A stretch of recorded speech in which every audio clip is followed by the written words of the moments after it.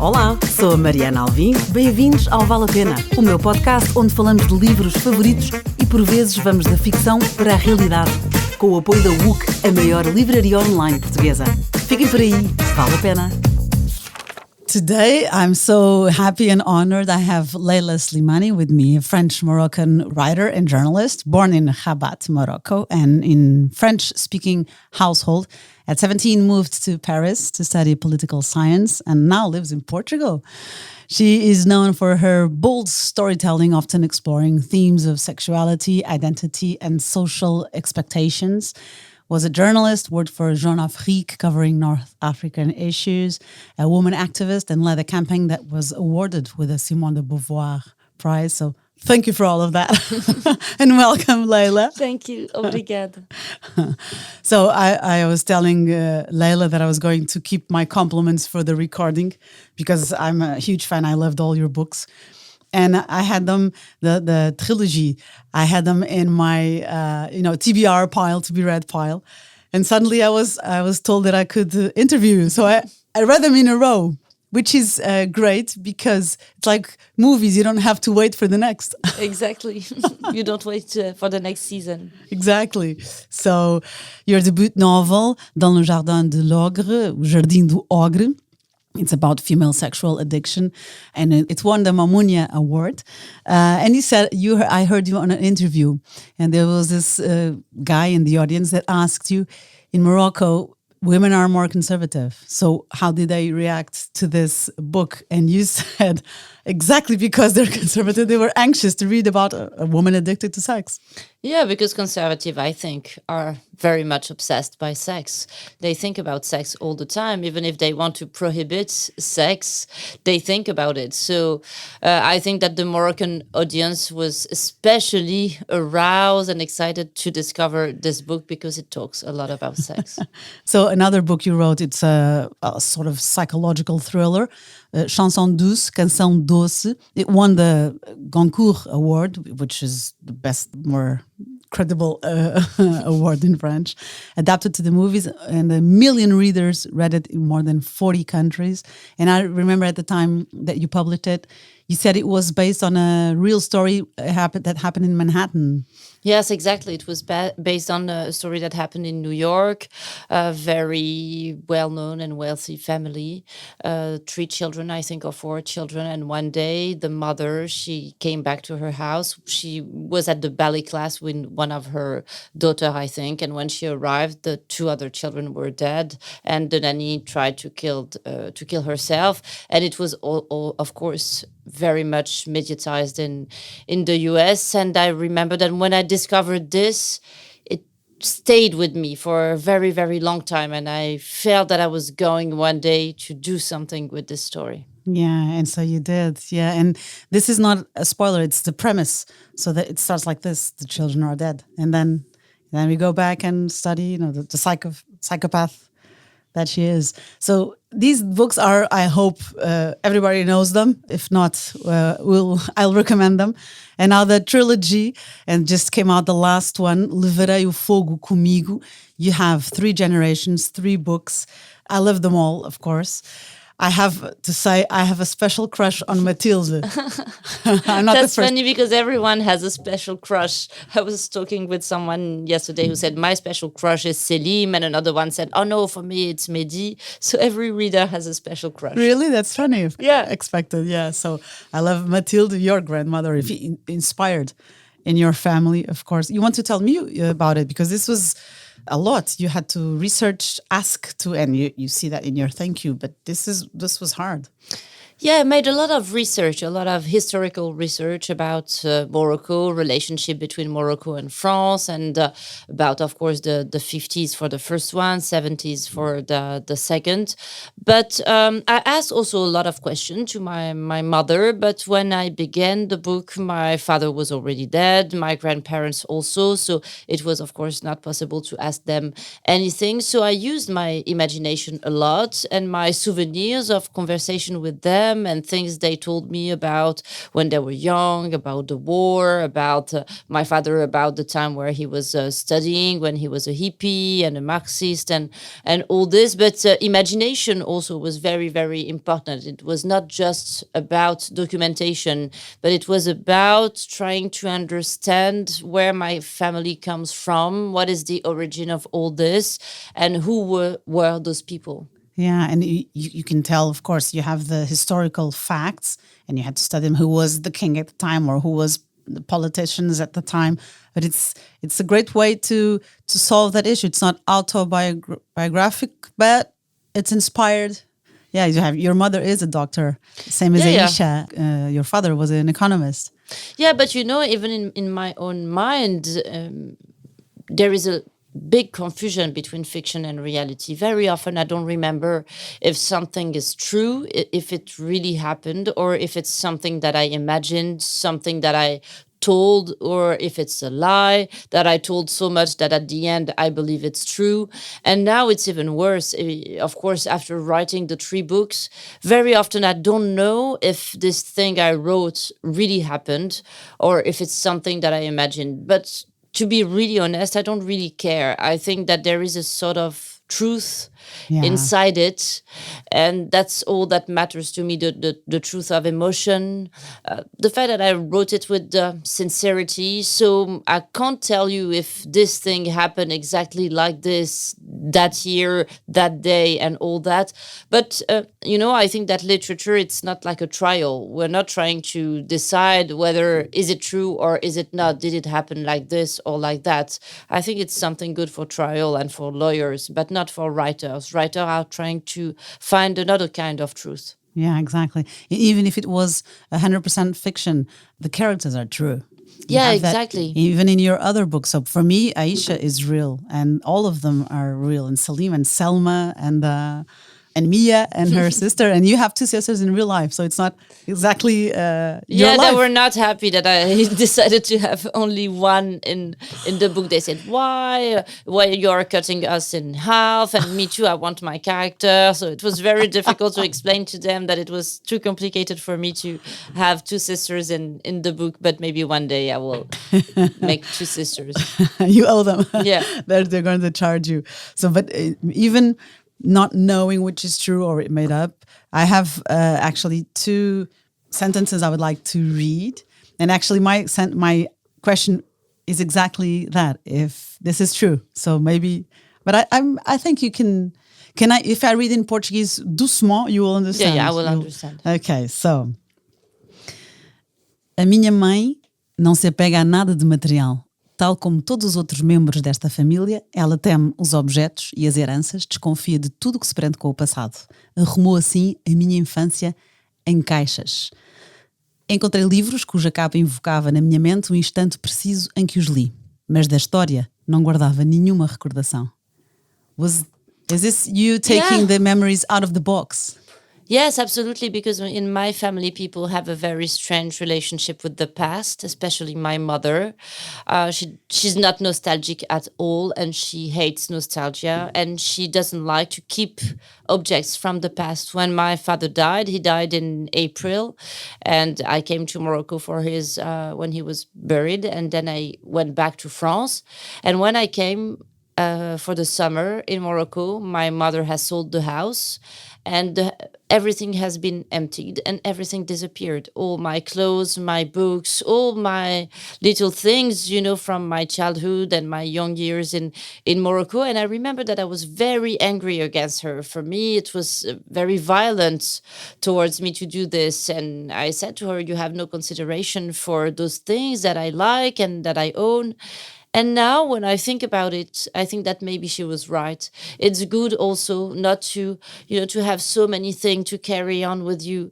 My mother, she likes to be very light. She doesn't need to keep things. And so this is true also that the house of my grandparents is exactly the same as it was when my grandmother died, exactly the same as the day she died.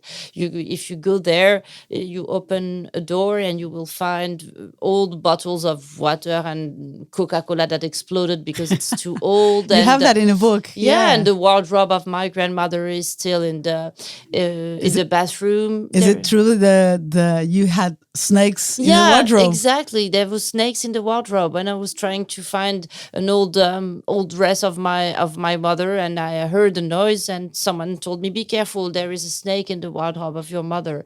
And for me, it was a perfect metaphor of what my family used to behave towards the past. This idea that you must be careful with the past if you want to go too deep into the past. And if you're too obsessed with the past, trying to remember, trying to think about what, at the end, you don't move and you don't look at the horizon. You don't look at the future. So it's good sometimes to remember. It's good to know where you come from. But I think we should not be alienated by the past. At one point, we should be able to say, okay, now it's finished and I need to go on with my life. And I mean, even politically, I think that we have a lot of politics who talk to us about the past all the time. Make America great again and Europe great again. And we have to be like we used to be.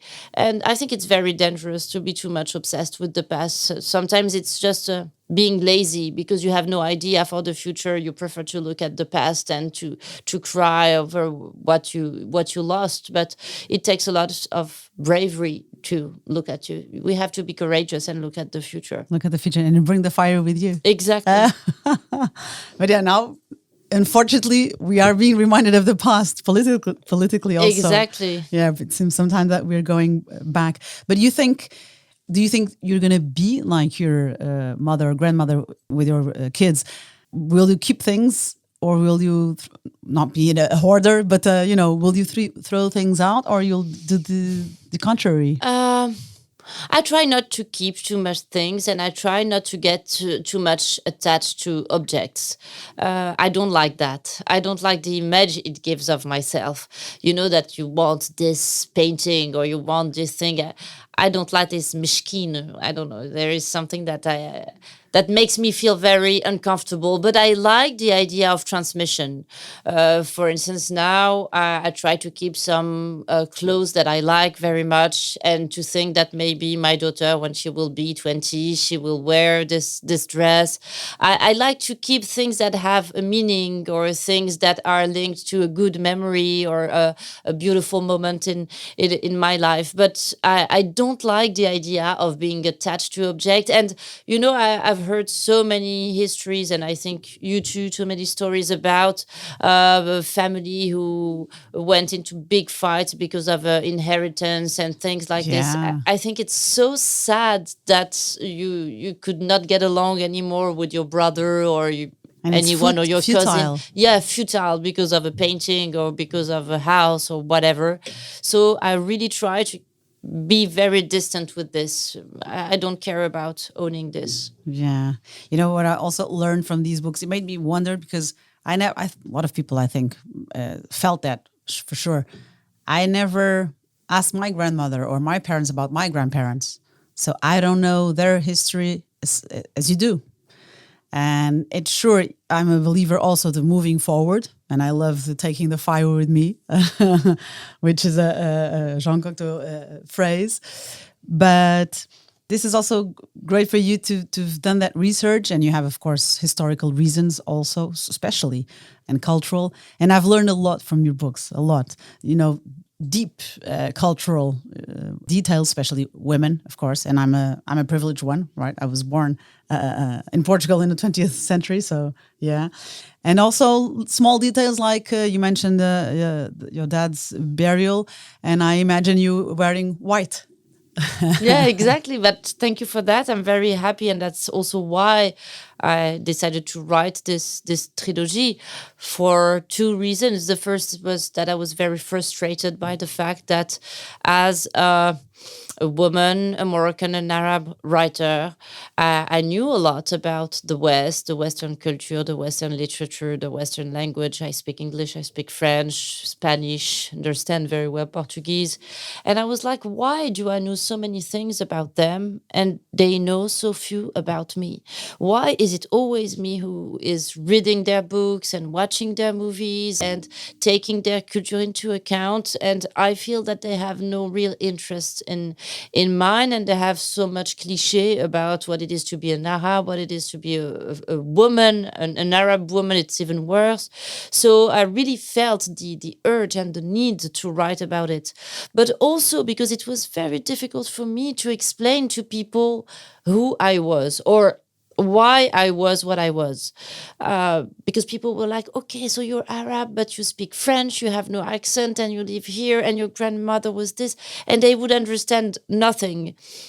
And yeah, my identity is complex because of my family history, but yeah, thanks to this quest and thanks to the writing of this trilogy, now I feel at peace with myself. I understand not who I am, but I understand how it happens that someone like me exists, and what I owe to my grandmother, to my grandfather, to the history of Morocco, to the history of colonization, to all of this. Now I feel that, I don't really feel that I have roots, but now through history, I have historical roots. I understand that I come from somewhere, that it's not just me like this.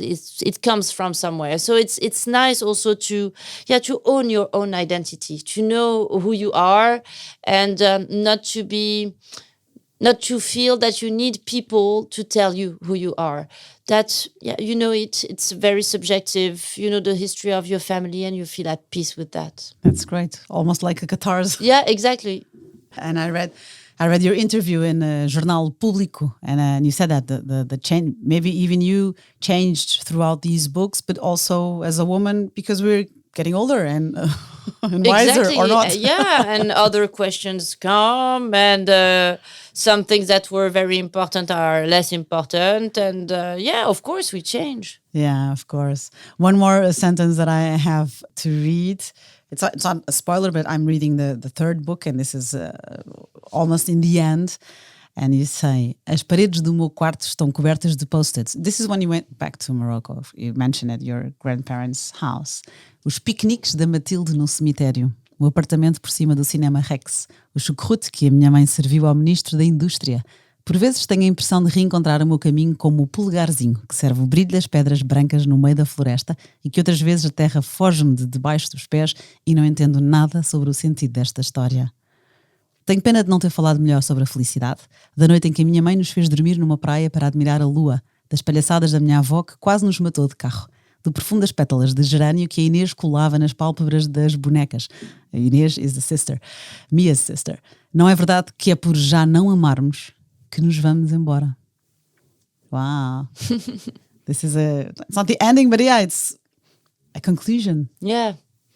I wish I would have talked more about happiness, but it's maybe the most difficult thing to do. It's very difficult to write about happiness because it's something that goes away very fast, and when it's here, you just want to live it. You don't want to write about it. And there's not so much to say about happiness. It's about being, you have to enjoy it, but it's very difficult to find the right word to describe it. So, but the post-it, it's true. It's still here. If you go now to my office in my house in Lisbon, all the walls are covered with post-it. And I really need now to take them off, but I can't. I don't know why, but it's very difficult for me, the idea of taking them away. I feel like something would be finished, and it's finished, but I don't know. I keep the post-its. It's a closure. Yeah, it's a closure. Maybe I need to do it with my children and do something like funny, like a ritual. Exactly, because bring a bottle of wine. I always bring a bottle of wine. Don't worry. And there's this sentence. I don't even know the accurate translation to English in this case, or French, but it's about your mother. She's bored with you. She refuses the idea of. Ela recusa a ideia de torcermos a vida para que despeje histórias. And I love that. You squeeze your life so that you have stories. Like, I imagine water coming in. Exactly. Wow. I imagine when you do the laundry, you twist and the Exactly. water. Yeah, because I think that in this family, the family that I describe in the trilogy, you have two different teams. There's the team of Amin and Aisha, who are the pragmatic realists, people who always they work and they think about, they are very concrete, very trivial. It looks easier for them.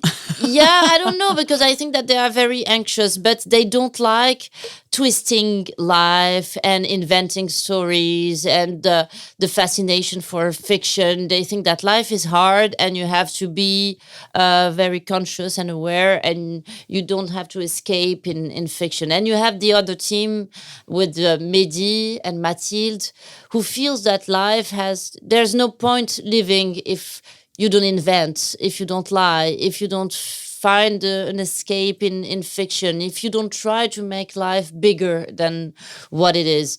And of course, I think I'm That's more your team. in this team, but at the same time, I feel a lot of tenderness for the other team, and I understand them, because my mother, she wanted also to protect me. She was always thinking, but you're going to be disappointed by life if you always live in fiction, if you always think about your fantasies. You will always feel that life is frustrating, yet it's not enough. So yeah, I think it was a way of protecting me, but that's my personality, so I can't change it. And the deception goes to all teams. Yeah, exactly.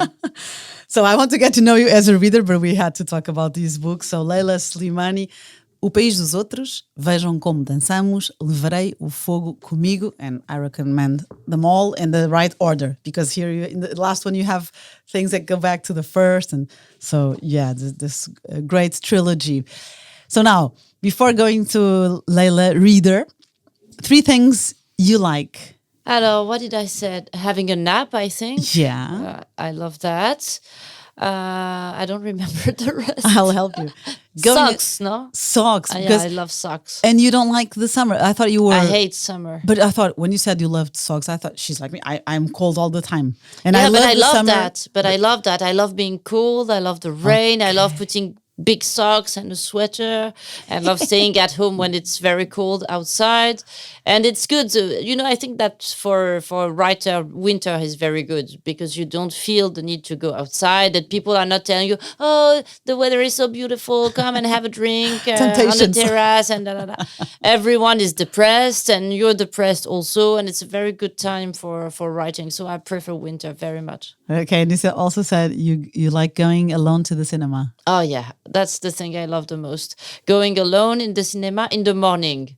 And I do that a lot when I'm in Paris. I do it sometimes also here in Portugal, and I love to go alone and watch the movie. And what I like is the hour just after the movie, when you love the movie and you go on the street and you have the feeling that it's the reality that is fiction. You're in your bubble, the bubble of the movie. You just between watch. Worlds. Yeah, between worlds, and I love that. That's great. So another thing you don't like besides the summer is human sounds. And I love this, but then you explain better, people who sniff or...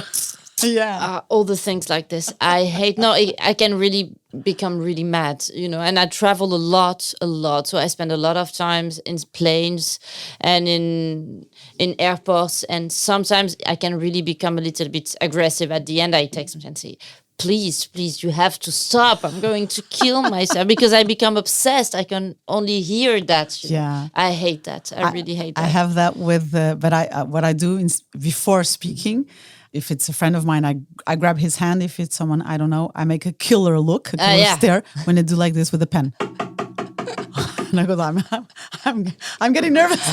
I'm getting very nervous with the sound. You've mentioned a lot of authors in your book, especially your last book, of course, the third one from the trilogy. You mentioned Zweig, Camus, Duras, Baldwin with the Giovanni's Room. Now, James Baldwin but you read in English, or maybe you know, because now finally it's translated into Portuguese. Tell me how long the train's been gone, and it just arrived in Portugal. You and read it's it. so beautiful, the title. But my title is also a reference to Baldwin. Yeah, Next time, fire. Exactly. Of course. So it's I a love him Cocteau very sentence much. and a reference to James Baldwin. Yeah, absolutely. So the first book you mentioned, you loved, by Toni Morisson, The Bluest Eye. We have it in Portuguese, O Olhar Mais Azul. It's an extraordinary book. It's a very important book for me because I really identified to the main character. It's a little girl, a black girl in a very poor family. And her dream is to have blue eyes because one day she witnessed a little girl, blonde with blue eyes, with her family. And for her, this little blonde girl is the incarnation of happiness, and she has everything and everyone loves her. And so this little girl will hate herself, and she's in a very, very strange and very sad position. And the way Toni Morisson described this character and described the contradiction inside the head of this little girl, it's absolutely fabulous. Piccola Breedlove. I love their surname. Yeah. So yeah, she's poor. She's a victim of violence, Of abuse, yeah. Yeah. So the author, she critiques how Eurocentric beauty ideals harm Black individuals. Yeah, absolutely. And I think that I read this when I was a teenager, and maybe when I was 16 or 17. And at that time, I have to say that I've never watched a movie with a girl who looked like me. I've never opened a magazine with a woman who looked like me. It was the 90s, so it was Cindy Crawford, Chrissy Turlington, Claudia Schiffer. There was no Arabs, no woman with frizzy hair, no woman with my skin or my kind of skin. And for us, we were ugly. Arab women, we thought that we were ugly and that everyone thought that we were ugly. So it takes a lot of time also to accept the idea that maybe you can be beautiful even if you don't correspond to the standards of the Western beauty. So Toni Morisson was very important also for me to become aware of the fact that I was not considered by the standard of Western beauty, and that's probably why I couldn't accept myself for so long. Wow, that's sad. Yeah, that's sad. Of course, It is. that's sad. And hard. Yeah. So, O Olhar Mais Azul, and Toni Morisson, she was the first Black woman to receive the Nobel Prize. Yeah, she's really a mentor for me, an icon.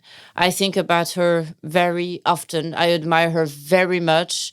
I admire her journey, what she did not only as a writer, but also as a publisher, because people forget that she was a very important publisher, and she published a lot of Black African-American authors.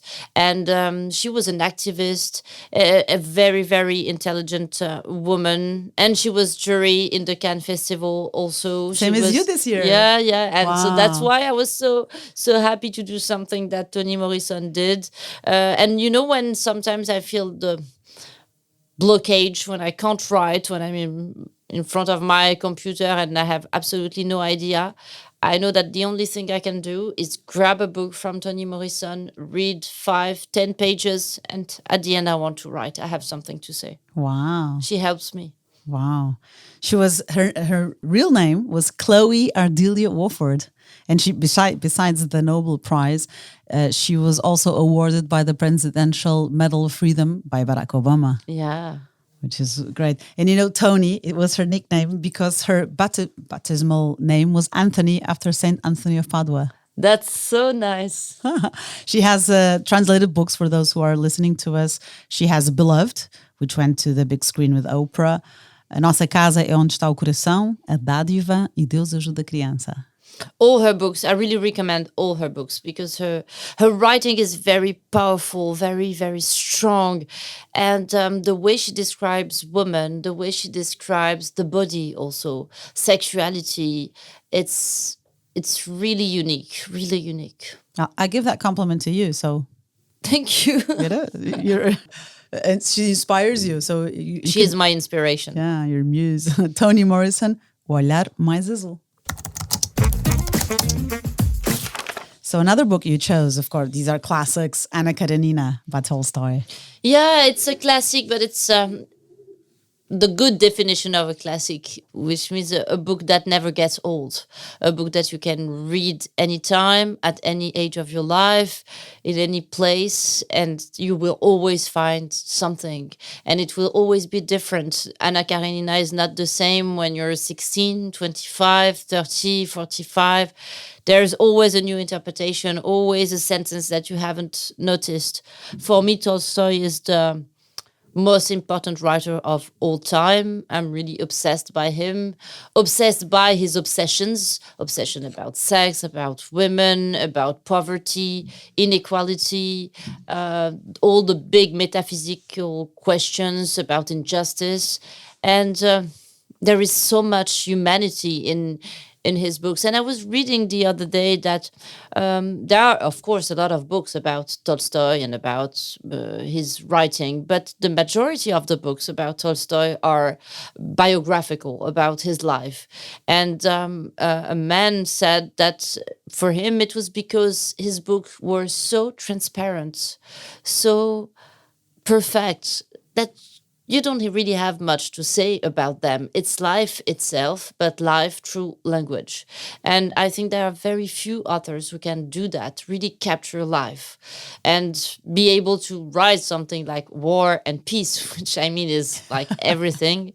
And this book, Anna Karenina, I think that this character, she will stay with me until my death, until the end of my life.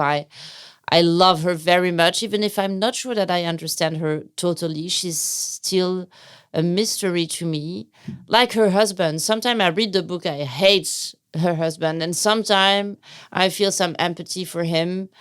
No, I think it's a really, really, it's a masterpiece. You have several layers each. Yeah, exactly. Same as we. So when you reread, yeah, and you're at a different layer. moment in your life, and sometimes you're in a very good mood, sometimes you're more melancholic, and sometimes you want to judge, sometimes you feel more empathy. So yeah, that's the kind of book that I recommend you read many times. I have a question about that on the next book, but first, before, there's an American author, he came to this podcast, Bret Easton Ellis, the American Psycho, and there's this sentence, he also chose Anna Karenina, and he said, "It's the greatest of all Russian novels, as satisfying as a tragic soap opera, as well as an epic philosophical trip into the Russian psyche and soul." You're not Russian, human. Yeah, but he's absolutely right. What is extraordinary with Tolstoy's book is that it's at the same time very entertaining, because a lot of things happen, and there are a lot of parties, and people meet, and there are love stories, and sex, and cheating, and drama, and suicide. But at the same time, it is very philosophical, and there are a lot of pages where, like the character of Levin, for instance, and in my book, the dog name is Levin, the dog of Anna Karenina. Yeah. So, and that's why they call him Levin. So there are a lot of questions about nature, about politics, about war, about violence.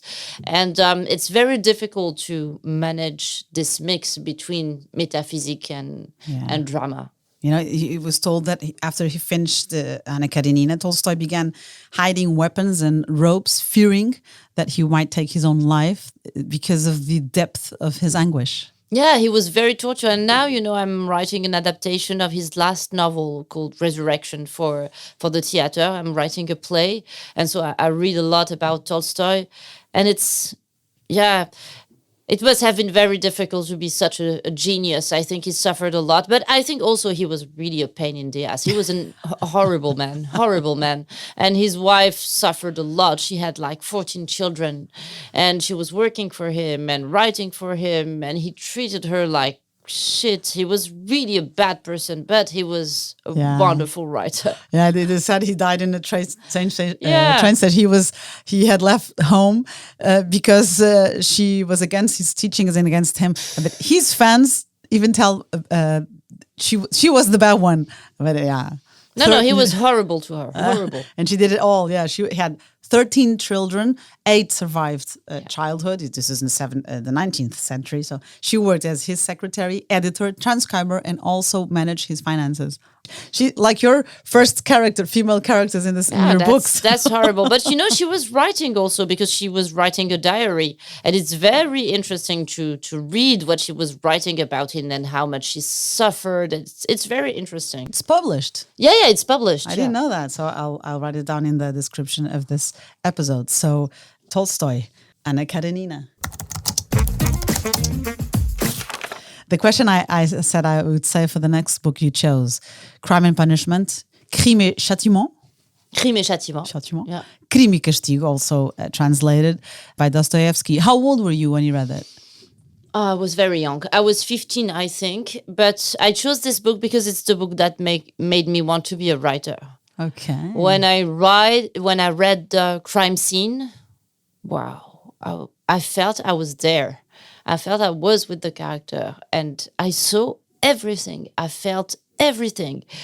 And what really struck me was the fact that through language, you can make someone feel that he is present in this scene. And that's something that I wanted to achieve. You saw it. I saw it.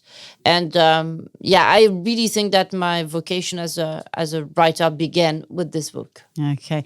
So the last book you chose. Marguerite Duras, the lover, l'amant. Yeah, I love Marguerite Duras very much. And she's a companion, not in the same way as Toni Morisson, but I feel very, very close to her. She's like a friend, a very crunchy, mean friend, always in a bad mood, but I love her very much. I think that her writing about sexuality, about eroticism, is maybe the one that touches me the most. And especially this character in L'Amant, she's very young, living in a colonial country. So that's also something. With an older lover. Yeah, with an older lover in this very racist, weird atmosphere. And she's very young, and this man desires her, and she makes love with him. And in the first scene where Marguerite Duras described the sex between them, the young girl, she's not there.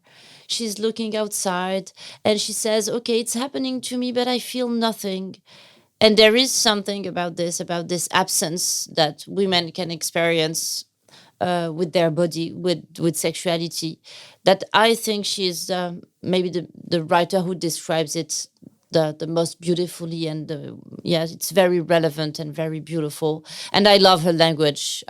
She has a very special style, and I love it. It's like a music that stays with you for a very long time. But if you read too much Duras, the risk is that you're going to write like her. So I will not recommend to read too much Duras before writing, because it's very contagious. Okay. She has her style. Yeah, and the small books also. Yeah. The way she, in a sentence, she has a whole world. Exactly. Yeah, Marguerite Duras, woman. So when with all this, and now you're writing a play, and of course we're waiting for your next book, next episode. When are you able to read? Oh, all the time. I read all the time. I read in the morning, when I wake up. That's the first thing I do. I read for 1 hour or 2. And in the afternoon, I read for like 4 hours. No, it's not that easy to find time to read, because it's like, I'm like someone who do sport, like a sportif, that's my exercise. A sportif, he knows that he has to go to run and to do whatever he has to do. I don't do sports, so I can only imagine. But for me, it's reading. It's, now I'm a publisher at Gallimard also. And I always say people who give me manuscript of their first book, but do you read? And they say, oh, no, I don't read. And I'm like, okay, so you can't write if you don't read. That's impossible. It's like a tennis player who would say, no, I don't practice. I just arrive and try to play. It's impossible.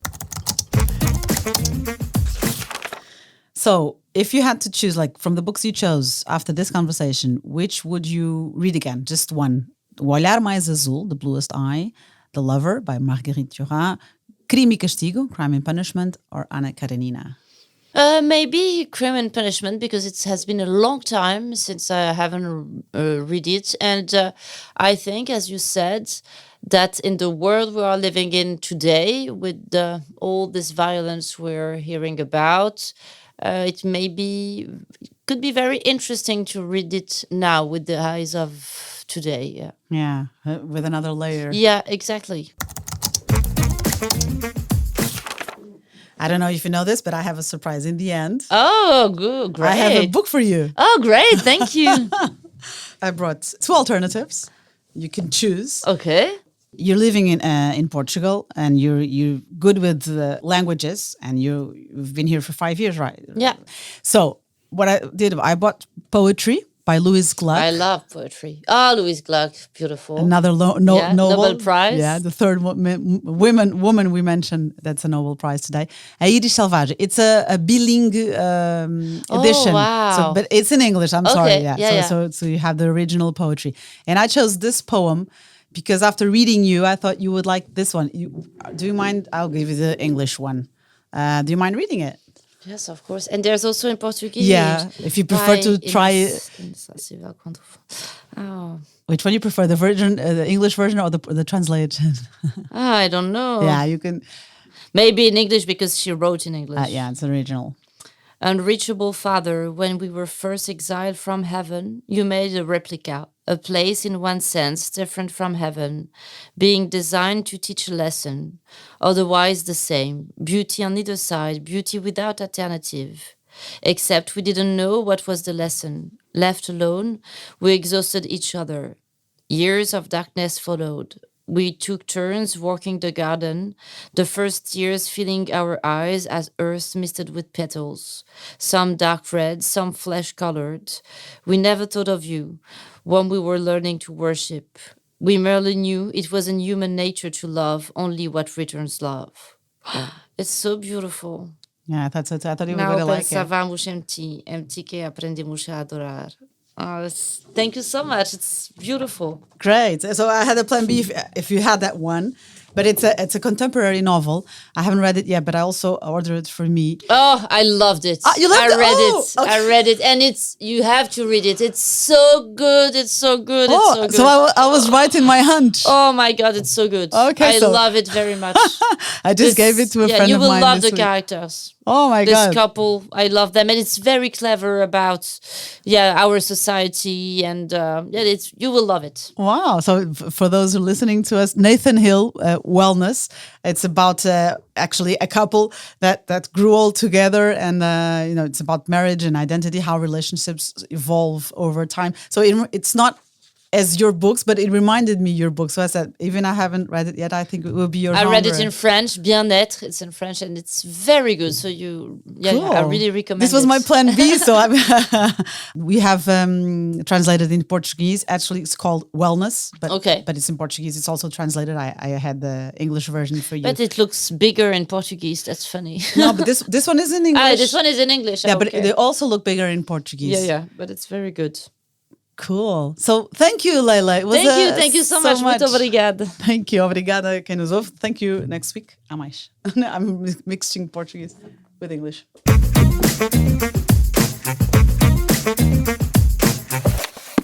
That's so funny that you chose this one. I really loved it. And thank you so much for this. And I will improve my Portuguese. We'll learn a lot of what's happening.